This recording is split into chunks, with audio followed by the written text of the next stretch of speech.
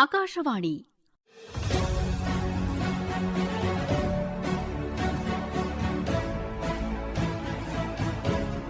ವಂದೇ ಮಾತರಂ 150ರ ಸಂಭ್ರಮ.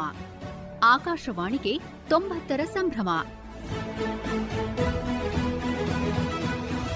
ಕೇಳಿ ವಿಶೇಷ ಕಾರ್ಯಕ್ರಮ ವೀರಯೋಧರು ರಕ್ಷಣಾ ಸೇವೆಯ ತಾರೆಗಳು. ಪರಿಕಲ್ಪನೆ ಹಾಗೂ ಪ್ರಸ್ತುತಿ ನೂತನ ಎಸ್ ಕದಂ.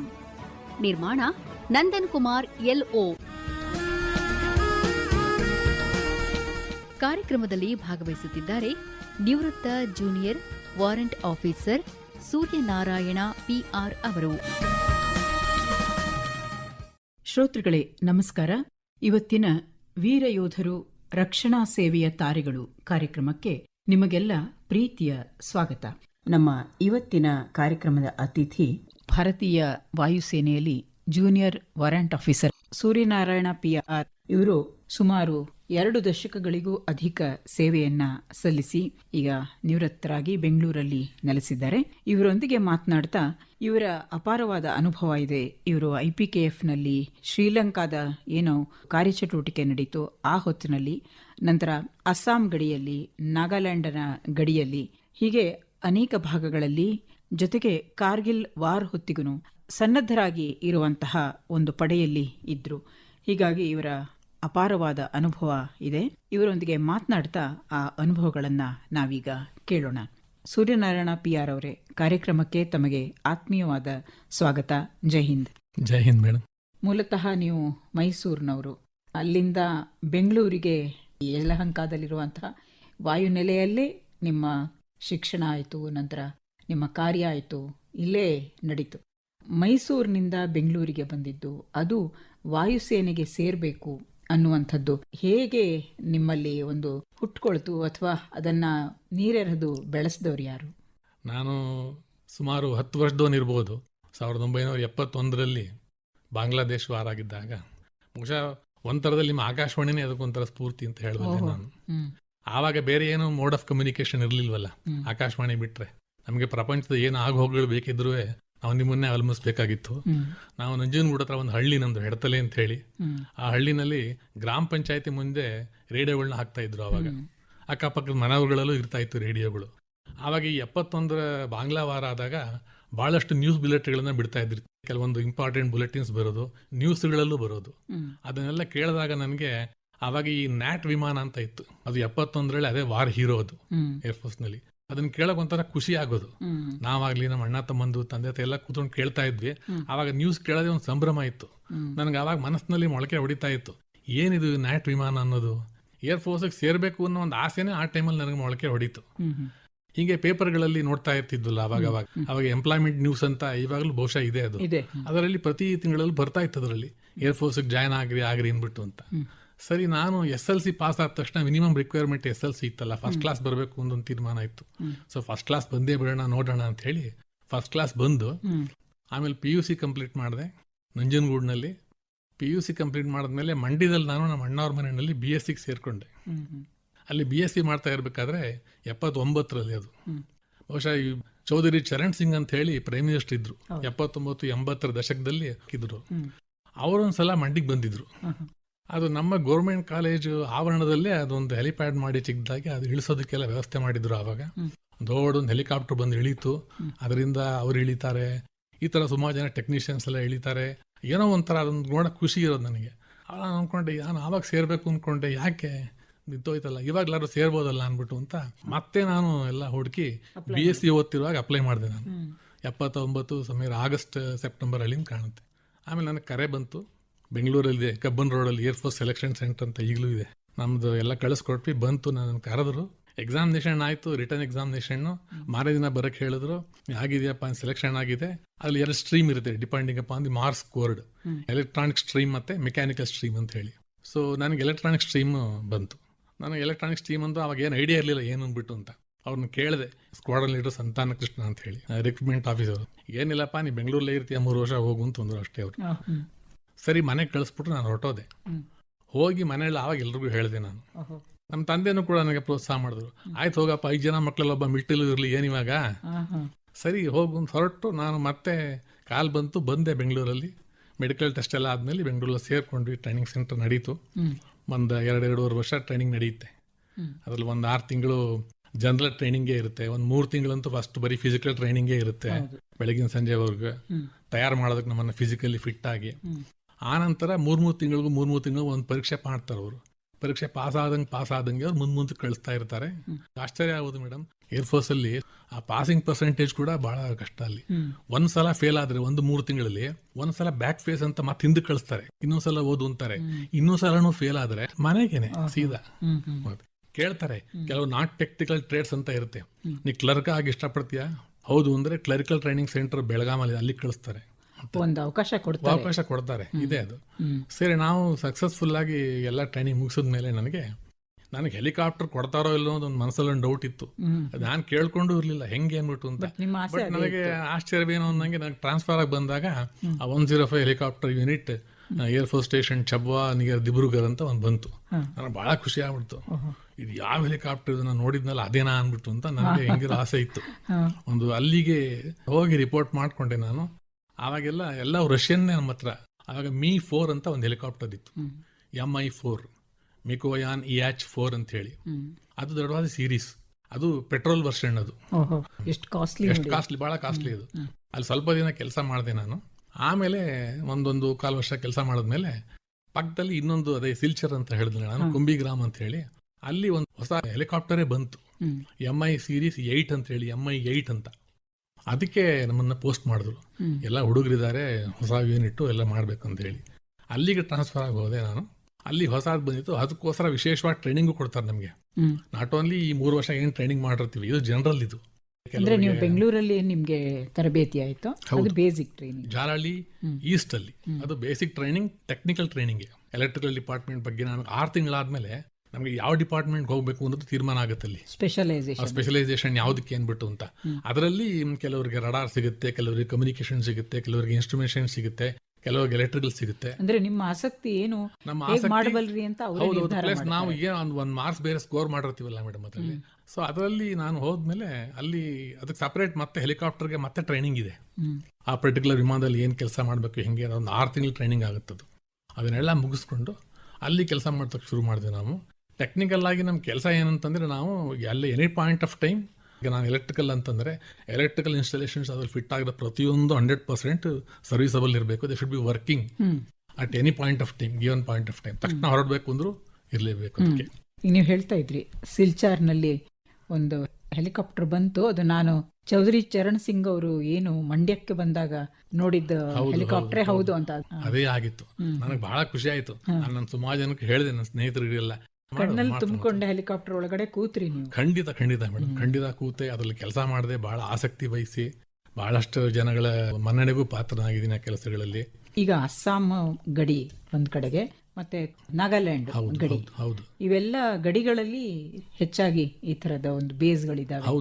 ನೀವು ಕೂಡ ಅಲ್ಲೆಲ್ಲ ಕೆಲಸ ಮಾಡಿದ್ದೀರಾ. ಹೇಗೆ ಅಲ್ಲಿ ಒಂದು ವಾತಾವರಣ ಬಹಳ ಪ್ರತಿಕೂಲವಾಗಿರುತ್ತೆ, ಮತ್ತೆ ಯಾವತ್ತೂ ಸನ್ನದ್ಧವಾಗಿರ್ಬೇಕು. ಅಂತಾರಾಷ್ಟ್ರೀಯ ಗಡಿ ಬೇರೆ, ಹಾಗಾಗಿ ಅಲ್ಲಿ ತುಂಬಾ ಎಚ್ಚರಿಕೆಯಿಂದ ಇರ್ಬೇಕು. ಖಂಡಿತ. ನಮ್ಮ ಮೇನ್ ಕೆಲಸ ಏನಿತ್ತು ಅಂತಂದ್ರೆ, ಯಾವ ಗಿವನ್ ಟೈಮಲ್ಲಿ ನಿಮಗೆ ಆರ್ಮಿಯಿಂದ ಇನ್ಫಾರ್ಮೇಶನ್ಸ್ ಬರ್ತಾ ಇರ್ತೀವಿ ನಿಮಗೆ. ಇಂಥ ಕಡೆ ಹೀಗಾಗಿದೆ ಹಾಗಾಗಿದೆ, ಯಾರೋ ಒಬ್ರು ಹುಷಾರಿಲ್ಲ ಅಂತಾನೋ, ಯಾರೋ ಒಬ್ರು ಬಿದ್ಬಿಟ್ಟಿದ್ದಾರೆ ಅಂತ, ಯಾರೋ ಒಬ್ಬರಿಗೆ ಗುಂಡು ಹೊಡೆದಿದ್ದಾರೆ ಅಂತ, ಆ ಕಡೆಯವರು ಯಾರೋ ಒಂದು ಅವ್ರು ಲಿಫ್ಟ್ ಮಾಡ್ಬೇಕಾಗುತ್ತೆ. ಅಥವಾ ಒಂದು ಆರ್ಮಿ ಬೇಸ್ ಅಲ್ಲಿ ಅವ್ರ ಹತ್ರ ಊಟಕ್ಕೆ ತಿಂಡಿ ಏನು ಇಲ್ಲ, ಸರಿ ಮುಗಿದೋಗಿದೆ ಅಂತಾನೋ. ಪ್ರತಿಯೊಂದನ್ನು ಮೇಡಮ್, ಇನ್ಕ್ಲೂಡಿಂಗ್ ಲೈವ್ ಅನಿಮಲ್ಸ್. ಈ ಆಡು ಕುರಿ ಕೋಳಿಗಳು ನಾವು ಹೆಲಿಕಾಪ್ಟರ್ ಹಾಕೊಂಡೋಗಿ ಅವರು ಡ್ರಾಪ್ ಮಾಡಿ ಕೊಟ್ಟಿರ್ತೀವಿ. ಎಲ್ಲಿಂದ ಎತ್ಕೊಂಡು ಹೋಗಿರ್ತೀರಾ? ಇಲ್ಲಿ ನಮ್ ಬೇಸ್ ಇರುತ್ತಲ್ಲ ಅಂದು ಕುಂಬಿಗ್ರಾಮ್ ಅಂತ ಇರೋದು, ಅದು almost near to city, Silchar ಟೌನ್ಗೆ ಹತ್ತಿರದಲ್ಲಿದೆ. ಅಲ್ಲಿಗೆ ಬರುತ್ತೆ. ಅದನ್ನ ಆರ್ಮಿನವರೇ ಒಳಗಡೆ ತುಂಬಿಸ್ತಾರೆ. ತಗೊಂಡೋಗಿ ನಾವು ಅದನ್ನ ಅಲ್ಲಿ ಕೊಟ್ಟು ಬರೋದು. ಅಲ್ಲೆಲ್ಲಿ ಬೇಕು ಅಂತ ಇರುತ್ತೆ ಆ ಪಾಯಿಂಟ್ ಆಫ್ ಟೈಮು. ಆ ಕೆಳಗಡೆ ಅವ್ರಿಗೆಲ್ಲ ಡ್ರಾಪಿಂಗ್ ಪಾಯಿಂಟ್ಸ್ ಝೋನ್ ಅಂತ ಮುಂಚೆನೆ ಕೊಟ್ಟಿರ್ತೀವಿ ನಾವು ಆ್ಯಪಲ್ಲಿ. ಅವರಲ್ಲಿ ಕೆಳಗಡೆ ಕಾಯ್ತಾ ಇರ್ತಾರೆ, ನಾವು ಅಲ್ಲಿಂದ ಡ್ರಾಪ್ ಮಾಡ್ತೀವಿ. ಅದನ್ನ ಅವ್ರು ತಗೊಂಡು ಹಗ್ಗ ಕಟ್ಟಿ ಬಿಡುತ್ತೀವಿ. ಅದನ್ನ ಆರ್ಮಿ ಜವಾನ್ಸ್ಗಳಿಗೆ ಅವ್ರ movement of army is also through helicopters ಅಲ್ಲಿ. ಅವ್ರು ಅಲ್ಲಿಂದ ಬರಬೇಕು ಅಂತಂದ್ರೆ ಅವ್ರು ಯಾವ ರಜಾ ಹೋಗ್ಬೇಕು, ಒಂದು 4 ಅವರುಗಳನ್ನ ಮತ್ತೆ ನಾವು ಇಲ್ಲಿ ಕರ್ಕೊಂಡ್ ಬರ್ಬೇಕು ಈ ಬೇಸ್ಗೆ. ಇಲ್ಲಿ ನಿಯರೆಸ್ಟ್ ರೈಲ್ವೆ ಸ್ಟೇಷನ್ ಇರುತ್ತೆ, ಇಲ್ಲಿಂದ ಹೋಗ್ತಾರೆ. ರಜಾ ಮುಗಿಸ್ಕೊಂಡು ಮತ್ತೆ ಇಲ್ಲಿಗೆ ಬರ್ತಾರೆ, ಮತ್ತೆ ನಮ್ಮ ಹತ್ರ ಬರ್ತಾರೆ, ನಾವು ಅವ್ರನ್ನ ಕರ್ಕೊಂಡೋಗಿ ಅಲ್ಲಿ ಬಿಡ್ತೀವಿ. ಸೊ ಅದೊಂಥರ ಅವ್ರನ್ನ ಇಳಿಸ್ತೀವಿ ಅಲ್ಲಿ ರೇಡಿಯಸ್ ಪಾಯಿಂಟ್ ಅಲ್ಲಿ. ಅದು that was the major work ಅಲ್ಲಿದ್ದಾಗ ನಾವು. ಆಮೇಲೆ ನಾವು ಅಲ್ಲಿ ಹೇಳಿದ್ನಲ್ಲ ನಿಮಗೆ ಹಾರ್ಡ್ ಲಿವಿಂಗ್ ಏರಿಯಾ ಅದು ಅಂತ ಹೇಳಿ, ಆವಾಗ ಅಲ್ಲಿ ಮದುವೆ ಆಗಿದ್ದವರಿಗೆ 2 ವರ್ಷ ಇದ್ರೆ ಸಾಕು, ಬ್ಯಾಚುಲರ್ಸ್ಗೆ 3 ವರ್ಷ 2 ಇದ್ರೆ ಸಾಕು, ನಿಮ್ಗೆ ಚಾಯ್ಸ್ ಪೋಸ್ಟಿಂಗ್ ನಿಮಗೆ ಕೊಡ್ತೀವಿ ಅಂತ ಒಂದು ಇತ್ತದು. ಅದು ನನಗೆ ಅಡ್ವಾಂಟೇಜ್ ಆಯ್ತು. ನನಗೆ ನಾನು ಬ್ಯಾಚುಲರ್ ಇದ್ನಲ್ಲ ಆವಾಗ, ಸರಿ 3 ವರ್ಷ 2 ಸೇರಿ ಮಾಡಿದ್ದೆ ನಾನು ಅದಿಬ್ಬರು ಮತ್ತೆ ಇದು ಮಾಡ್ಕೊಂಡು. ಅವ್ರು ಕೇಳ್ತಾರೆ ನಿಮ್ಗೆ ಎಲ್ಲಿ ಬೇಕು ಏನಿತ್ತ ಅಂತ ಹೇಳಿ. ನಾನು ಮೈಸೂರು ಕೊಡಿ ಅಂತ ಕೇಳಿದ್ದೆ, ಮತ್ತೆ ಬೆಂಗಳೂರು ಕೊಡಿ ಅಂತ ಕೇಳಿದ್ದೆ. ಮೈಸೂರಿನಲ್ಲೂ ಒಂದಿದೆ ನಮ್ದು ಏರ್ಫೋರ್ಸ್ ಸೆಲೆಕ್ಷನ್ ಸೆಂಟರ್ ಅಂತ ಒಂದಿದೆ, ಅದು ಬಹಳ limited. You go to Bangalore, ನಿಮ್ಗೆ ಹೆಂಗಿದ್ರು ಹೆಲಿಕಾಪ್ಟರ್ ಯೂನಿಟ್ ಅಲ್ಲಿ ಇದು ಇದೆ, ಇದರಲ್ಲಿ ಯು ಕಂಟಿನ್ಯೂ ವಿತ್ ದಿಸ್ ಅಂತ ಹೇಳಿ ನನಗೆ ಏರ್ಫೋರ್ಸ್ ಸ್ಟೇಷನ್ ಯಲಂಗದಲ್ಲಿ ನಮ್ದು 112 ಹೆಲಿಕಾಪ್ಟರ್ ಯೂನಿಟ್ ಅಂತ ಇದೆ ಇಲ್ಲಿ. ಇದ್ರ ಮೇನ್ ಪರ್ಪಸ್ ಬಂದು ಟ್ರೈನಿಂಗ್ ಪೈಲಟ್ಸ್ ಹೆಲಿಕಾಪ್ಟರ್ ಸೆಲೆಕ್ಟ್ ಆಗ್ತಾರಲ್ಲ, ವಿಶೇಷವಾಗಿ MI-8 ಹೆಲಿಕಾಪ್ಟರ್ಗೆ ಅಂಥವ್ರಿಗೆ ತರಬೇತಿ ಕೊಡ್ತಾರೆ ನಮ್ಮ ಬೇರೆ ಪೈಲಟ್ಸು ಇಂಜಿನಿಯರ್ಸ್ ಎಲ್ಲರೂ. ಅದು ನಮ್ಮ ಕೆಲಸ ಇಲ್ಲಿ ಮುಖ್ಯವಾಗಿ. ನಾವು ಪ್ರತಿಯೊಂದು ಚೆಕ್ಕು ನಾವು ಮಾಡಬೇಕು. ನೀವು ಕಾಕ್ಪಿಟ್ ಬಹುಶಃ ಒಂದು 500 ಸ್ವಿಚ್ ಕಾಣುತ್ತೆ, ಅದು ಏನು ಎತ್ತ ಅನ್ನೋದು ಒಂದು ಕನ್ಫ್ಯೂಷನ್ ಇರುತ್ತೆ. ಬಟ್ ನಮ್ಮಗಳಿಗೆ ಅದು ಪ್ರತಿದಿನ ನೋಡಿ ನೋಡಿ ನೋಡಿ ನಮಗೆ ಯಾವ ಸ್ವಿಚ್ ಏನು ಎತ್ತ ಆನ್ ಗ್ರೌಂಡ್ ಟೆಸ್ಟಿಂಗ್ ಮೋಡಲ್ ಹಾಕೊಂಡು ಪ್ರತಿಯೊಂದನ್ನು ಟೆಸ್ಟ್ ಮಾಡ್ತೀವಿ. ನಾವು ಇದು ಕೆಲಸ ಮಾಡ್ತಾ ಇದ್ವಿ. ನಮ್ಮ ಥರನೇ ಬೇರೆಯವರು, ಇನ್ಸ್ಟ್ರುಮೆಂಟೇಷನ್ ಅವರು, ವೈರ್ಲೆಸ್ ಕಮ್ಯುನಿಕೇಷನ್ ಅವರು, ಇಂಜಿನ್ ಅವರು, ಏರ್ ಫ್ರೇಮ್ ಸ್ಟ್ರಕ್ಚರ್, ಪ್ರತಿಯೊಬ್ಬರು ಅವ್ರವ್ರ ಪಾರ್ಟ್ ಚೆಕ್ ಮಾಡ್ತಾರೆ. ಚೆಕ್ ಮಾಡಿ ಒಂದು ಸರ್ಟಿಫಿಕೇಟಲ್ಲಿ ಸೈನ್ ಮಾಡಬೇಕಾಗುತ್ತೆ ನಾವು, ಈ ಸರಿಗಿದೆ ಅಂತ ಅಂದ್ಬಿಟ್ಟು ಅಂತ. ದೆನ್ ಅಗೈನ್ ಅಲ್ಲಿ ಫ್ಲೈಟ್ ಇಂಜಿನಿಯರ್ಸ್ ಅಂತ ಇರ್ತಾರೆ, they will also come and inspect once. ಎಲ್ಲ ಸೈನ್ ಮಾಡಿದ್ಮೇಲೆ ದೇ ವಿಲ್ ಟೇಕ್ ಆಫ್. ಅವರು ಕೆಲಸ ಮುಗಿಸ್ಕೊಂಡು ಬರ್ತಾರೆ ವಾಪಸ್. ಹೀಗೆ ಗಡಿಯಿಂದ ನೀವು ಬೆಂಗಳೂರಿಗೆ ಹೀಗೆ ಬರೋದಕ್ಕೆ ಸಾಧ್ಯ ಆಯಿತು. ನೀವು ಈಶಾನ್ಯ ರಾಜ್ಯಗಳಲ್ಲಿ ಅಂದ್ರೆ 2-3 ಕಡೆ ಕೆಲಸ ಮಾಡಿದ್ರಿ, ಮಣಿಪುರ, ತ್ರಿಪುರ ಮತ್ತೆ ಅಸ್ಸಾಂ, ನಾಗಾಲ್ಯಾಂಡ್ ಮಾಡಿದ್ರಿ. ಅರುಣಾಚಲ್ ಪ್ರದೇಶದಲ್ಲೂ ಮಾಡಿದ್ರೆ ಹೇಗೆ? ಆ ಕಡೆಗೆ ಚೀನಾದ ಗಡಿ ಬರುತ್ತೆ. ಚೀನಾ ಗಡಿನಲ್ಲೂ ನಾವು ಅಲ್ಲೂ ಇದೇ ಕೆಲಸ. ಅಲ್ಲಿ ಆರ್ಮಿನವ್ರಿಗೆ ಸಪೋರ್ಟೇ ಎಲ್ಲಾ ಕೆಲಸಗಳು. ನಮಗೆ ಅವ್ರು ತುಂಬಾ ತುದಿನಲ್ಲಿ ನಿಂತ್ಕೊಂಡಿರ್ತಾರೆ. ಅವ್ರಿಗೆ ಒಂದು ಮೋಡ್ ಆಫ್ ಕಮ್ಯುನಿಕೇಶನ್ ಅಂದ್ರೆ ಆಗಿನ ಕಾಲದಲ್ಲಿ ಇದ್ದಿದ್ದೇ ಇದು. ಇವಾಗ ಬಹುಶಃ ರಸ್ತೆಗಳಾಗಿರ್ಬೋದು ಎಲ್ಲ ಆಗಿರ್ಬೋದು, 40 ವರ್ಷದ ಮಾತು ನಾನು ಹೇಳ್ತಾ ಇರೋದು. ಅವ್ರು ಕಂಪ್ಲೀಟ್ ಆಗಿ ಅವ್ರಿಗೆ ಹೆಲ್ಪ್. ಅದು ನಮ್ದೇನಿದ್ರು ಪ್ರತಿಯೊಂದಕ್ಕೂ ಅವ್ರಿಗೆ ಏನ್ ರಿಕ್ವೈರ್ಮೆಂಟ್ ಇದೆ ದಟ್ ಈಸ್ ಟು ಬಿ ಮೆಟ್. ನೀವು ಹೇಳಿದ ಹಾಗೆ ತರಕಾರಿ ಇಲ್ಲ ಅಂದ್ರೂ ಬದುಕಿಸ್ಬೇಕು, ಊಟ, ರೇಷನ್, ಆಮೇಲೆ ಅವರನ್ನು ಕೂಡ ಕರ್ಕೊಂಡು ಬಂದು ಕಳ್ಸೋದು, ರಜೆಗಳಲ್ಲಿ ಹೋಗೋದು, ಕರ್ಕೊಂಡ್ಬರೋದು. ಎಮರ್ಜೆನ್ಸಿಗಳಿರುತ್ತೆ, ಕೆಲವರು ಹುಷಾರಿರಲ್ಲ. ಹೀಗೆ ಮೈಸೂರು, ಬೆಂಗಳೂರು, ಮಂಡ್ಯ ಅಂತ ಆರಾಮಾಗಿದ್ದು ನೀವು ನಾರ್ತ್ ಈಸ್ಟ್ ನಲ್ಲಿ, ಈಶಾನ್ಯ ರಾಜ್ಯಗಳು ಬಹಳ ಕಠಿಣವಾದ ಜೀವನ. ಹೌದು, ಖಂಡಿತ. ನಿಮಗೆ ಇವಾಗ ನೋಡಿ, ಈಗಿನ ಕಾಲದಲ್ಲಿ ಇಲ್ಲಿಂದ ನಾವು ಗೌಹಾಟಿಗೆ ಹೋಗ್ಬೇಕು ಅಂತಂದ್ರೆ ಅಸ್ಸಾಂಗೆ, ಬೆಂಗಳೂರಲ್ಲಿ ಗೌಹಾಟಿ ಹೊತ್ತಿದ್ರೆ ಗೌಹಾಟಿನ ಇಳಿತೀರಾ ನೀವು. ನಾನು ಹೋಗ್ತಾ ಇದ್ದ ಕಾಲದಲ್ಲಿ ನಾನು ನಂಜನಗೂಡಿಂದ ಹೊರಟ್ರೆ 7 ಗಂಟೆ ಟ್ರೈನ್ ಚೇಂಜ್ ಮಾಡ್ಬೇಕಾಗಿತ್ತು. ನಾವು ಒಂದು 3 ದಿನ 4 ದಿನ ಆಗ್ತಿತ್ತು, 5ನೇ ದಿನ ಅಲ್ಲಿ ತಲುಪ್ತಾ ಇದ್ವಿ. ಸೂಟ್ ಕೇಸ್ ಮೇಲೆ ಕೂತ್ಕೊಂಡೆಲ್ಲ 3 ದಿನ ಪ್ರಯಾಣ ಮಾಡಿ. ಹೌದು. ಅಲ್ಲಿಂದ ಮತ್ತೆ ಬೆಂಗಳೂರಿಗೆ ಬಂದ್ರಲ್ಲ. ಖಂಡಿತ. ಈಗ ನೀವು ಈ ಗಡಿಗಳಲ್ಲಿ ಇದ್ದಾಗ ಅದು ಪೀಸ್ ಟೈಮ್ ಆಗಿರಬಹುದು ಅಥವಾ ವಾರ್ ಟೈಮ್ ಆಗಿರಬಹುದು. ಈಗ ಯುದ್ಧದ ಕಾಲ ಅಂದ್ರೆ ಸ್ವಲ್ಪ ಪ್ರಕ್ಷುಬ್ಧವಾಗಿರುತ್ತೆ, ಮಾಹಿತಿ ತುಂಬಾ ಬರ್ತಿರುತ್ತೆ, ಬೇರೆ ಬೇರೆ ರೀತಿಯ ಸೂಚನೆಗಳು ಅವಾಗವಾಗ ಬರ್ತಿರ್ತವೆ. ಏನೇ ಆದ್ರೂ ಗಡಿಯಲ್ಲಿ ಕೆಲಸ ಮಾಡುವಾಗ ಇರುವಂತಹ ಒಂದು ಮನಸ್ಥಿತಿನೇ ಬೇರೆ ಇರುತ್ತೆ. ಯಾಕೆಂದ್ರೆ ಯಾವ ಹೊತ್ತಿಗೂ ಏನಾದ್ರೂ ಸಂಭವಿಸಬಹುದಾದ ತುಂಬಾ ಆಯಕಟ್ಟಿನ ಪ್ರದೇಶಗಳಾಗಿರ್ತವೆ ಅವು. ಹಾಗಾಗಿ ಅಲ್ಲಿ ತುಂಬಾ ಎಚ್ಚರಿಕೆಯಿಂದ, ಜಾಗ್ರತೆಯಿಂದ ಇರ್ತೀರಾ. ಬೆಂಗಳೂರಿಗೆ ಬಂದ್ರೆ ಇದು ಮನೆ ಆಗೋಯ್ತು. ಹೇಗೆ ಬದಲಾವಣೆ ಹೇಗಿತ್ತು? ಬದಲಾವಣೆ ಅಂದ್ರೆ ಮೇಡಮ್, ಅದು ನೀವು ಹೇಳೋದಕ್ಕೆ ಅಲ್ಲಿ ಕೆಲಸಗಳ ತರಾನೇ ಬೇರೆ ಇತ್ತು. ಇಲ್ಲಿ ಬಂದಾಗ ಏನಾಗುತ್ತೆ ಅಂದರೆ, ನಾವು ಇದು ಈ ಬೆಂಗಳೂರಲ್ಲಿ ವಿಶೇಷವಾಗಿ ಆವಾಗ 112 ಹೆಲಿಕಾಪ್ಟರ್ ಯೂನಿಟ್ ಯಲಂಕ ಅನ್ನೋದು, ಅದು ಈ VVIPsಗೆ ಸರ್ವಿಸ್ ಕ್ಯಾಟರ್ ಮಾಡೋದಕ್ಕೋಸ್ಕರನೇ ಉಟ್ಕೊಂಡಿದ್ದು, ಪ್ಲಸ್ ಟ್ರೈನಿಂಗ್ ಅಂತ ಹೇಳಿ. ಅಲ್ಲಿಗೆ ಪೋಸ್ಟಿಂಗ್ ಮಾಡಬೇಕಾದ್ರೆ ನಮ್ಮನ್ನು ಸುಮ್ಮನೆ ಎಲ್ಲರನ್ನೂ ಪೋಸ್ಟ್ ಮಾಡೋದಿಲ್ಲ ಅಲ್ಲಿಗೆ. ಅದಕ್ಕೆ ನಮ್ಮ ಪೂರ್ವಾಪರ ಎಲ್ಲ ಆಲೋಚನೆ ಮಾಡಿ ಸೆಂಟ್ರಲ್ ಹೋಮ್ ಡಿಪಾರ್ಟ್ಮೆಂಟ್ ಇಂದ, ಹೋಮ್ ಇಂಟೆಲಿಜೆನ್ಸ್ ಇಂದ ವೆರಿಫಿಕೇಶನ್ ಆಗುತ್ತೆ. ಅದಕ್ಕೆ ಅದು ಕ್ಲಿಯರೆನ್ಸ್ ಆದಮೇಲೆ ನಮ್ಮನ್ನು ಅಲ್ಲಿಗೆ ಪೋಸ್ಟ್ ಮಾಡ್ತಾರೆ. ಆ ಪೋಸ್ಟಿಂಗ್ ಮಾಡಿದ್ಮೇಲೆ ನೀವು ಹೇಳ್ದಂಗೆ ಇಲ್ಲಿಗೆ ಬಂದ್ಮೇಲೆ ಕೆಲಸ ಅದೇ ಆದ್ರೂ ಸಹಿತ ಅದ್ರ ಪರ್ಪಸ್ ಅಲ್ಲಿ ಬೇರೆ ಇತ್ತು ಅಲ್ಲಿದ್ದು, ಇಲ್ಲಿ ಪರ್ಪಸ್ಸೇ ಬೇರೆ. ಇಲ್ಲೂ ಇನ್ಫಾರ್ಮೇಶನ್ ಬರ್ತಾ ಇರುತ್ತೆ, ನಾಳೆ ಇವ್ರು ಯಾರೋ ಬರ್ತಾರೆ, ಅವ್ರನ್ನ ಹೆಂಗೆ ಓದಿ ಇಲ್ಲಿ ಕರ್ಕೊಂಡು ಹೋಗ್ಬೇಕು, ಅಲ್ಲಿ ಡ್ರಾಪ್ ಮಾಡಬೇಕು, ಇದೆಲ್ಲ ಪ್ರೋಗ್ರಾಮ್ಸ್ ಬರ್ತಾನೆ ಇರುತ್ತೆ. ಇದೇ ರೀತಿ ಬರ್ತಾ ಇರುತ್ತೆ. ಪ್ಲಸ್ ಅದೇ ಟೈಮಲ್ಲಿ ಇನ್ನೊಂದು ವಿಷಯ ನಿಮ್ಗೆ ಹೇಳಬೇಕು ಅಂದ್ರೆ, 85ರಲ್ಲಿ ನಾನು ಬೆಂಗಳೂರು ಬಂದಿದ್ದು. 86ರಲ್ಲಿ ಅವಾಗ ರಾಜೀವ್ ಗಾಂಧಿ ಅವರು ಪ್ರಧಾನಮಂತ್ರಿಗಳಾಗಿದ್ದಾಗ ಸಾರ್ಕ್ ಸಮ್ಮಿಟ್ ಅಂತ ಮಾಡಿದ್ರು. ಬಹುಶಃ ಸೆಕೆಂಡ್ ಸಾರ್ಕ್ ಸಮ್ಮಿಟ್ ಇಂಡಿಯಾದಲ್ಲಾಯ್ತು. ಅದನ್ನ ಬೆಂಗಳೂರಿನಲ್ಲಿ ಮಾಡಬೇಕು ಅಂತ ಹೇಳಿ ಅವರು ತೀರ್ಮಾನ ತಗೊಂಡಾಗ, ಅದು ನಮಗೆ ಒಂಥರ ಚಾಲೆಂಜ್. ಏನಕ್ಕೆ ಅಂತಂದ್ರೆ, ಈಗ 40 ವರ್ಷದಲ್ಲಿ ಮೇಡಮ್ ಈ ಇಂಡಿಯನ್ ಏರ್ ಫೋರ್ಸ್ ನಲ್ಲಿ ಹೆಲಿಕಾಪ್ಟರ್ಸ್ ಸಲೂನ್ ವರ್ಷನ್ ಅಂತ ಒಂದು ಬಹಳ ಕಡಿಮೆ ಇತ್ತು. ಇವರು ದಿಢೀರ್ ಅಂತ ಪ್ರೋಗ್ರಾಮ್ ಮಾಡ್ಕೊಂಡಾಗ ಏನಾಯ್ತು ನಮಗೆ, ಎಲ್ಲರಿಗೂ ನೀವು ಎಲ್ಲರೂ ಅಲ್ಲಿ 7 ಕಂಟ್ರೀಸ್ ನ ಬರ್ತಾರೆ, ಹೌದು 1000 ಕಂಟ್ರೀಸ್ ಅಲ್ಲಿ. ಅವ್ರು ಬೆಂಗಳೂರು ಬರ್ತಾರೆ. ಅವ್ರದ್ದು ಬೆಂಗಳೂರು ಬಂದು ಅವ್ರ ಮೀಟಿಂಗ್ ಎಲ್ಲ ಆದ್ಮೇಲೆ ಅವ್ರೆಲ್ಲ ಟೂರಿಸ್ಟ್ ಸ್ಪಾಟ್ಗಳಿಗೆಲ್ಲ ಇಷ್ಟಪಡ್ತಾರೆ, ಕರ್ಕೊಂಡು ಹೋಗ್ಬೇಕು. ಕರ್ಕೊಂಡು ಹೋಗ್ಬೇಕಾದ್ರೆ ನಾರ್ಮಲ್ ಮಿಲಿಟರಿ ಹೆಲಿಕಾಪ್ಟರ್ ಅವ್ರನ್ನ ಸೀಟ್ ಮೇಲೆ ಕೂಸ್ಬಿಟ್ಟು ಕರ್ಕೊಂಡು ಹೋಗಂಗಿರಲ್ಲ, ಲಕ್ಸುರಿ ಅದು ಲಕ್ಸುರಿ ಮಾಡ್ಬೇಕಲ್ಲ ಅಂತ ಹೇಳಿ ನಮಗೆ ಅದೊಂದು ಮಂತ್ ಮುಂಚೆನೆ ನಮಗೆ ಇನ್ಫಾರ್ಮೇಶನ್ಸ್ ಬರುತ್ತೆ. ನಮ್ಮ ಹತ್ರ ಇರೋ ಏನು ಹೆಲಿಕಾಪ್ಟರ್ಸ್ ಇದೆ ಅದರಲ್ಲಿ ಹೊಸದು ಲೇಟೆಸ್ಟ್ ಮಾಡೆಲ್ಸ್ ತಂದು ಇದನ್ನ ನೀವು ಯಾವ to convert it as saloon version ಅಂತ ಹೇಳಿ ಒಂದು ದೊಡ್ಡ ಹರ್ಕ್ಯುಲಿಯನ್ ಟಾಸ್ಕ್ ಕೊಟ್ಟರು ನಮಗೆ. ಎಷ್ಟು ಸಮಯ ಇತ್ತು ನಿಮ್ಗೆ ಅವಾಗ? ನಮಗೆ 1.5 ತಿಂಗಳಿತ್ತು ಮೇಡಮ್. ಅದು ನಮಗೆ HAL ನವರದ್ದು ಕೂಡ ಸಪೋರ್ಟ್ ಇತ್ತು ಅವಾಗ. HAL ನಲ್ಲೂ ಕೂಡ ಬಹಳ ವಿಮಾನಗಳನ್ನು ಸಿದ್ಧ ಮಾಡ್ತಾರೆ. ಸರಿ, ಅವ್ರ ಸಪೋರ್ಟ್ ತಗೊಂಡು ನಾವು ಆ ಹೆಲಿಕಾಪ್ಟರ್ನ ಸಲೂನ್ ವರ್ಷನ್ ಅದನ್ನ ರೆಡಿ ಮಾಡಬೇಕು, ಇದಕ್ಕೆ ಇರೋದೇ ಇಷ್ಟು ಟೈಮ್ ಅಂದ್ಬಿಟ್ಟು ಅಂತ ನಾವು ಒಂದು 20-22 ಜನ ಹುಡುಗರಿದ್ವಿ. ನಾವು ಇವತ್ತಿಗೂ ವಿ ಆರ್ ಇನ್ ಟಚ್. ಈ 40 ವರ್ಷ ಆದ್ಮೇಲೆ ಅದನ್ನೆಲ್ಲ ಮಾಡ್ಕೊಂಡು ನಾವು ಹೆಂಗಾರು ಮಾಡಿ ರೆಡಿ ಮಾಡೋಣ ಅಂತ ಹೇಳಿ ವಿ ಹ್ಯಾವ್ ಮೇಡ್ ಒಂದು 6-7 ಹೆಲಿಕಾಪ್ಟರ್ಸ್ ನಾವು ಸಲೂನ್ ವರ್ಷನ್ ಕನ್ವರ್ಟ್ ಮಾಡಿದ್ವಿ. ಅದನ್ನ ಮತ್ತೆ ಟೆಸ್ಟ್ ಮಾಡ್ತಾರೆ, ನಾವು ಮಾಡಿದೀವಿ ಅಂತ ಹೇಳಿ ಇವ್ರು ತಗೊಂಡೋಗ್ಬಿಡೋದು ಹಂಗೆಲ್ಲ ಏನಿಲ್ಲ. ಚೆನ್ನಾಗಿ ನಡೀತು. ನಾವು ಅವ್ರನ್ನೆಲ್ಲ ಬೇಲೂರು, ಹಳೆಬೀಡು, ಬಹುಶಃ ಅಲ್ಲೆಲ್ಲ ಕರ್ಕೊಂಡು ಹೋಗಿದ್ವಿ. ಈಗ ಯಾರ್ಯಾರನ್ನ ಕರ್ಕೊಂಡು ಹೋಗಿದ್ದೀನಿ ನೆನಪಿಲ್ಲ. ಮಾಲ್ಡೀವ್ಸ್ನವ್ರು ಬರ್ತಾರೆ, ಮತ್ತೆ ಬಾಂಗ್ಲಾದೇಶದವರು, ಪಾಕಿಸ್ತಾನದವರು, ಶ್ರೀಲಂಕಾದವರು ಇವರೆಲ್ಲ ಬರ್ತಾರೆ. ಎಲ್ಲಾರನ್ನೂ ಕರ್ಕೊಂಡು ಕರ್ನಾಟಕದಲ್ಲಿ ಸುಮಾರು ಕಡೆ ಎಲ್ಲ ಸೂಸ್ಕೊಂಡು ಅದನ್ನು ಸಕ್ಸಸ್ಫುಲ್ ಆಗಿ ನಾವು ಕಂಪ್ಲೀಟ್ ಮಾಡಿದ್ವಿ. ಆಮೇಲೆ ನನ್ನ ಅನ್ಬೋದಲ್ಲಿ ನಾವು ಈ VVIPಗಳು ಸುತ್ತಾನೆ ನಾವು ಜಾಸ್ತಿ ಸುತ್ತಾ ಇದ್ದೀವಿ ನೋಡಿ. ಆವಾಗ ಯಾರ್ಯಾರು ಪ್ರೈಮ್ ಮಿನಿಸ್ಟರ್ಗಳು ಇದ್ರಲ್ಲ ಆವಾಗ, ಇವ್ರುಗಳು ಯಾವಾಗ ಸೌತ್ಗೆ ಬರ್ತಾರೋ ನಮ್ಗೆ ಅಲ್ಲಿಂದ PMO ಸೆಕ್ರೆಟರಿಯಿಂದ ಇನ್ಫಾರ್ಮೇಶನ್ ಬರ್ತಾ ಹೋಗುತ್ತೆ, ಎಲ್ಲಿ ಹೋಗ್ಬೇಕು ಏನೇ ಅಂತ ಅಂದ್ಬಿಟ್ಟು ಅಂತ. ಅದಕ್ಕೆ ಅವ್ರಗಳಿಗೆ ಸಲೂನ್ ವರ್ಷನ್ 2000 ತನಕ ನೀವಿದ್ರಿ. ಅಲ್ಲಿ ತನಕ ಯಾರ್ಯಾರು ಪ್ರಧಾನಮಂತ್ರಿಗಳಾದ್ರು, ಮತ್ತೆ ಬಹುಶಃ presidents, vice presidents, vice presidents. ಅಷ್ಟೊತ್ತಿಗೆ ಇಲ್ಲಿ ಏರ್ ಶೋ ಶುರುವಾಗಿತ್ತು. ಹೌದು, ಆ ಸಂದರ್ಭದಲ್ಲಿ ಶುರುವಾಯಿತು. ಅದರ ಮಧ್ಯೆನೆ ನಮ್ಗೆ ಈ IPKF ವಾರು ಬಹುಶಃ ರಾಜೀವ್ ಗಾಂಧಿ ಶ್ರೀಲಂಕಾದ್ದು 87 ಅಂತೆ ಆವಾಗ ಸ್ಟಾರ್ಟ್ ಆಯ್ತು. ಆವಾಗ ನಿಯರೆಸ್ಟ್ ಇದ್ದದ್ದು ನಾವು ಈಗ ಶ್ರೀಲಂಕಾಗೆ ನಿಯರೆಸ್ಟ್ ಅಂದ್ರೆ ಸಹಾಯ ಮಾಡ್ತಾ. ಅವಾಗ ಏನಾಯ್ತು, ಅಲ್ಲಿ ನಿಯರೆಸ್ಟ್ ಹೆಲಿಕಾಪ್ಟರ್ ಯೂನಿಟ್ ಇದೆ ಬೆಂಗಳೂರು ಇದ್ದು. ನಾವು ಇಲ್ಲಿಂದ ಹೋಗೋದು ಅಲ್ಲೇ ಇದ್ವಿ ಸುಮಾರು. ಜಾಫ್ನಾದಲ್ಲಿ ನೀವು ಏರ್ಪೋರ್ಟ್ ಅಲ್ಲೇ ಇರಬೇಕು.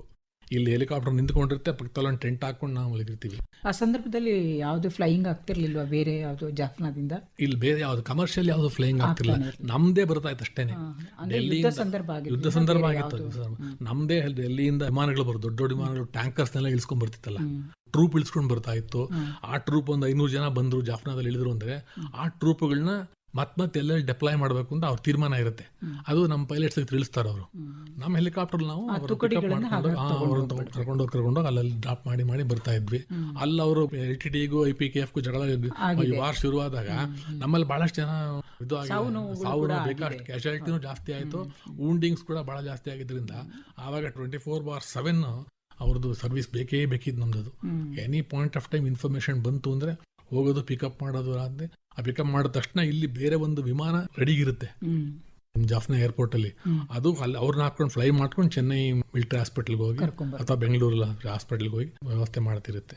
So this was our routine of work. ಅಲ್ಲಿ ಇದ್ದಷ್ಟು ದಿನ ಎಷ್ಟು ಸಮಯ ಇದ್ರಿ? ನಾನು ಒಂದ್ಸಲ ಹೋದಾಗ 1.5 ತಿಂಗಳು ಇರ್ತಾ ಇದ್ವಿ. ಎಲ್ಲರನ್ನೂ ಒಂದೇ ಸಲ ಅಲ್ಲಿ ಇಳಿಸೋದಿಲ್ಲ ಅವರುಗಳು. 87ರಿಂದ 90 3 ವರ್ಷ ಆದಾಗ 4-5 ಸಲ ಹೋಗಿರ್ಬೋದು ನಾನು. ಹೋಗಿ ದೇಶಕ್ಕಾಗಿ ದೊಡ್ಡ ಕೆಲಸ. ಆ ಗಲಾಟಿ ಶುರುವಾಗಿದ್ದಾಗ ನಾವು ಅಲ್ಲೇ ಇದ್ವಿ, ಟೆಂಟಲ್ಲಿ ಮಲ್ಕೊಂಡಿದ್ವಿ. ಜಾಫ್ನಾದ ಒಂದು ಜಾಗದಲ್ಲಿ ಆ LTTನ ಒಂದು 8 ಜನನ ಇವರು ನಮ್ಮ ಆರ್ಮಿಗೆ ಹಿಡಿದು ಒಂದ್ ಕಡೆ ಕೂಡಾಕಿ ಇಟ್ಕೊಂಡಿದ್ದಾರೆ. ಬಟ್ ಅವ್ರು ಬೆಳಗಾಗದಲ್ಲಿ ಎಲ್ಲರೂ ಒಂದು ಸೈನೋಡ್ ಏನೋ ಒಂದು ಸೇವಿಸಿ ಆತ್ಮಹತ್ಯೆ ಮಾಡ್ಕೊಂಡ್ಬಿಡ್ತಾರೆ. ಅವಾಗ ಸೈನೋಡ್ ಕಟ್ಕೋತಾ ಇದ್ರು. ಅಂದ್ರೆ ಇನ್ನೊಂದು ಸಂದರ್ಶನದಲ್ಲಿ ಒಬ್ರು ಹೇಳಿದ್ರು, ಎಲ್ಲರನ್ನೂ ಅನುಮಾನ ಮಾಡೋ ಹಾಗೆ ಆಗ್ಬಿಟ್ಟಿತ್ತು ಅವಾಗ. ಯಾರು ಯಾವ ಇದ್ರಲ್ಲಿ ಬರ್ತಾರೆ ಅಂತಾನೆ ಗೊತ್ತಾಗ್ತಿರ್ಲಿಲ್ಲ. ನಾವೆಲ್ಲ ಬಂದೂಕನ್ನ ಹತ್ರ ಇಟ್ಕೊಂಡೇ ಮಲಗ್ತಾ ಇದ್ವಿ ಅಂತ ಹೇಳಿದ್ರು. ಅದು ನಮ್ಮ ಸೇಫ್ಟಿ ಇರ್ತಾ ಇತ್ತು ಅಷ್ಟೇ. We are not using it but for self protection as well as for firing. ಬಹಳ ಒಳ್ಳೆ ಅನುಭವ ನಮಗೆ. ಪರವಾಗಿಲ್ಲ, ನಾವು ಇಷ್ಟೆಲ್ಲ ಯುದ್ಧ ನೋಡಿಲ್ಲ ಅಂತಂದ್ರು ನಮ್ಮ ನೆಲದಲ್ಲಿ ಆಗದೆ ಹೋದ್ರು ಬೇರೆ ನೆಲದಲ್ಲಿ ನೋಡೋ ಹಾಗಾಯ್ತು. ಅದ್ರ ಮಧ್ಯೆ ನಾವು ಅಲ್ಲಿ ಏನಾದ್ರು ಪ್ರಾಬ್ಲಮ್ ಬಂತು ಅಂದ್ರೆ, ಒಂದು ಟೆಕ್ನಿಕಲ್ ಪ್ರಾಬ್ಲಮ್ ಬಂತು ಅಂದ್ರೆ ವಾಟ್ ಕ್ಯಾನ್ ಬಿ ಡನ್ ಆ ಏರ್ಪೋರ್ಟ್ ಅಲ್ಲಿ at that point of time ಮಾಡಬಹುದು. ಅದು ಆಗ್ಲಿಲ್ಲ ಅಂತಂದ್ರೆ ಇಲ್ಲಿ ನಾವು ಇನ್ನೊಂದು ಸ್ಪೇರ್ ಹೆಲಿಕಾಪ್ಟರ್ ತಗೊಂಡೋಗಿ ಅಲ್ಲಿ ಬಿಟ್ಟು ಅದನ್ನ ಮತ್ತೊಂದು ವಿಮಾನದಲ್ಲಿ ಹಾಕೊಂಡು ಹೋಗಿ ಮತ್ತೆ ನಮ್ಮ ಚೆನ್ನೈಗೋ ಬೆಂಗಳೂರು ಕರ್ಕೊಂಡ್ಬಂದು ಅಲ್ಲಿ ಅದನ್ನ ರಿಪೇರಿ ಮಾಡೋದು. ಮೇಜರ್ ರಿಪೇರ್ಸ್ ಬಂದ್ರೆ ಆಗಲ್ವಲ್ಲ ಅಲ್ಲಿ, ಕೆಲವೊಂದೆಲ್ಲ ಮಾಡಕ್ಕಾಗಲ್ಲ. ಹೆಲಿಕಾಪ್ಟರ್ನೇ ಹೊತ್ಕೊಂಡ್ ಬರ್ತಾ ಹೌದೌದು, ಹೆಲಿಕಾಪ್ಟರ್ ಹೊತ್ಕೊಂಡ್ ಬರ್ತಾ ಇದ್ರು, ಬ್ಲೇಡ್ ಬಿಚ್ಬಿಟ್ಟು ದೊಡ್ಡ ದೊಡ್ಡ IL-76 ಅಂತ ಬಾಡಿನ ಹಾಕಿ ಮತ್ತೆ ಇಲ್ಲಿ ಬಂದು ಅದನ್ನ ಚೆಕ್ ಮಾಡಿ ಮತ್ತೆ ರನ್ ಮಾಡ್ತಾ ಇದ್ವಿ. ಅದು ಆ ಕೆಲಸ ಕೂಡ ಬಹಳ 3 ವರ್ಷ ಬಹಳ ದೊಡ್ಡ ಸವಾಲು ಭಾರತಕ್ಕೆ ಆಗಿತ್ತು. ಆ ಹೊತ್ತಿನಲ್ಲಿ ನಿಮ್ಗೆ ಸೇವೆ ಸಲ್ಲಿಸೋ ಅವಕಾಶ ಸಿಕ್ತು ಅಂತ. ಆಮೇಲೆ 85ಕ್ಕೆ ಬೆಂಗಳೂರಿಗೆ ಬಂದೆ. ಮತ್ತೆ ಒಂದು 4 ವರ್ಷ ನಂದು ಇದೆಲ್ಲ ಇತ್ತಲ್ಲ, ವೆರಿಫಿಕೇಶನ್ಸ್ ಎಲ್ಲ ಹಾಗೆ ಕ್ಲಿಯರೆನ್ಸ್ ಇತ್ತಲ್ಲ ಹೋಮ್ ಡಿಪಾರ್ಟ್ಮೆಂಟ್ದು, ಹಾಗೆ 4 ವರ್ಷ ಹಿಡಿಸ್ಕೊಂಡ್ರು. 89 ನನಗೆ ಮದುವೆ ಆಯಿತು. ಆಮೇಲೆ ಸರಿ, ನಮ್ಮ ಕಮಾಂಡೆಂಟ್ ಇದ್ದವರು ಅವ್ರಿಗೆ ಕೆಲವೊಂದು ಅನುಕೂಲಗಳು, ಅವ್ರಿಗೆ ಅಡ್ವಾಂಟೇಜಸ್ ಇರುತ್ತೆ, ಅವ್ರಿಗೊಂದು ಪವರ್ಸ್ ಇರುತ್ತೆ. ಇನ್ನೊಂದು ಟರ್ಮ್ ಯಾಕೆ ಕೊಡಬಾರ್ದು ಇವನಿಗೆ, ಅಭಿ ಶಾದಿ ಕಿಯಾ ಹೈ, let him be here for 1 more term ಬೆಂಗಳೂರಲ್ಲಿ ಏನೇನ್ಬಿಟ್ಟು ಅಂತ ಅವರು ಮತ್ತೊಂದ್ಸಲ ಕ್ಲಿಯರೆನ್ಸ್ ಮಾಡಿಸಿದ್ರು ನಂದು. ಆ ಒಂದು ಅಡ್ವಾಂಟೇಜ್ ಆಗಿ ನನಗೆ 94 ತನಕ ಇದ್ದೆ ನಾನು. 89ರಿಂದ ಬಂದಲ್ಲ, 93ವರೆಗೆ ಇತ್ತು. ಮತ್ತೆ 1 year ನಾನು 93ರಲ್ಲಿ ಟ್ರಾನ್ಸ್ಫರ್ ಆಗುತ್ತಪ್ಪ ಇಲ್ಲಿ ಮುಗೀತು ಅಂತಂದಾಗ ನಾನು ಆವಾಗ ನನ್ನ ಶಿ ವಾಸ್ ಕ್ಯಾರಿಂಗ್ ಮೈ ಸನ್, 2ನೇ ಮಗು. ತಿರ್ಗಾ ಅವರೇನೆ ಇದೊಂದು ವರ್ಷ ಬೇರೆ ಇರ್ಲಿ ಬಿಡು ಅಂದ್ಬಿಟ್ಟು ಅಂತ ಬಹಳಷ್ಟು ಸಹಾಯಗಳು ಮಾಡ್ತಾರೆ ಮಾನವೀಯವಾಗಿ. ಅದನ್ನೆಲ್ಲ ಅವ್ರು ನೋಡ್ತಾರೆ, ಇವನಿಗೆ ಸಹಾಯ ಮಾಡಬೇಕು, ಇವನು ಒಳ್ಳೆ ಕೆಲಸಗಾರ, ಇವನ್ ಯಾಕೆ ಕೊಡಬಾರ್ದು, ಇಷ್ಟೆಲ್ಲ ಮಾಡ್ತಾನಲ್ಲ, ಕರೆದಾಗ್ಲೆಲ್ಲ ಡ್ಯೂಟಿಗೆ ಬರ್ತಾನೆ any time of point, without grudge, without ಏನು, ನಮಗೆ ಮನ್ಸಿಗೆ ಬರ್ತಾನೂ ಇರ್ಲಿಲ್ಲ. ಅದು ಕೆಲಸ ಮಾಡಬೇಕು ಅಷ್ಟೇನೆ. ಅದಾಗಿ ಅವ್ರಿಗೆ ನೋಟಿಸಲ್ಲಿ ಇರ್ತದು, ಅವ್ರು ಮತ್ತೆ ಸಹಾಯ ಮಾಡಿದ್ರು ನನಗೆ 94ವರೆಗೆ. ನಾನು 2 ಮಕ್ಕಳು, ಹಾಗಾಗಿ ನೀವು ಬೆಂಗಳೂರಲ್ಲಿ ಮದುವೆ ಆಗಿ ಒಂದ್ ರೀತಿ ಬೆಂಗಳೂರಿಂದ ಇದ್ದಿದ್ದು ನಿಮ್ಗೆ ಅನುಕೂಲ ಆಯ್ತು. ಖಂಡಿತ ಅನುಕೂಲ ಆಯ್ತು, ನನ್ನ ಫ್ಯಾಮಿಲಿ ಲೈಫ್ಗೆ ಅನುಕೂಲ ಆಯ್ತು. ಆಮೇಲೆ 94ರಲ್ಲಿ ನಾನು ಟ್ರಾನ್ಸ್ಫರ್ ಆಗಿ ನನಗೆ ಅವ್ರು ಮತ್ತೆ ಕೇಳಿದ್ರು ನನಗೆ, ನಿನಗೆ ಎಲ್ಲಿಗೆ ಬೇಕು ಹೇಳು ಅಂದ್ಬಿಟ್ಟು ಅಂತ. ಆಗಿನ ಕಾಲಕ್ಕೆ ಚಂಡೀಗಢ ಅನ್ನೋದು ಅದೊಂದು ಪ್ರೈಸ್ ಪೋಸ್ಟಿಂಗ್, ಹೌದು ದೊಡ್ಡ ಬೇಸ್, ಹೌದು.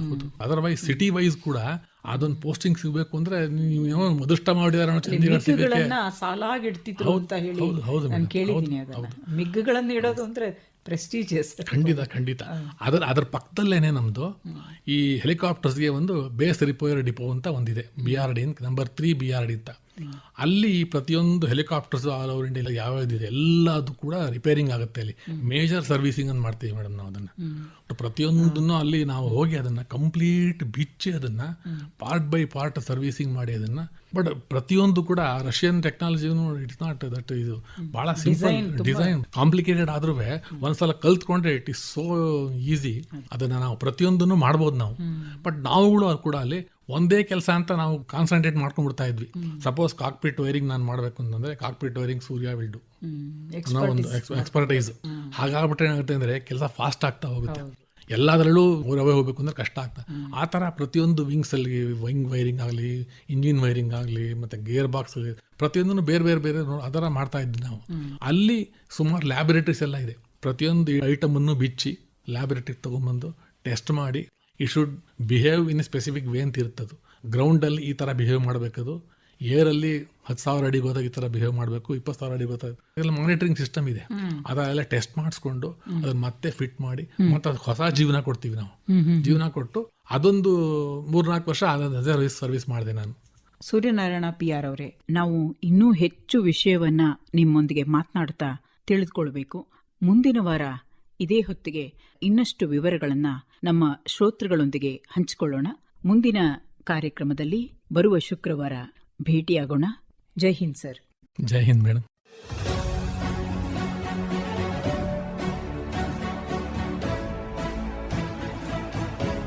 ಇದುವರೆಗೆ ವಂದೇ ಮಾತರಂ 150ರ ಸಂಭ್ರಮ, ಆಕಾಶವಾಣಿಗೆ 90ರ ಸಂಭ್ರಮ. ಈ ಸಂದರ್ಭದಲ್ಲಿ ವೀರಯೋಧರು, ರಕ್ಷಣಾ ಸೇವೆಯ ತಾರೆಗಳು ವಿಶೇಷ ಕಾರ್ಯಕ್ರಮ ಕೇಳಿದಿರಿ.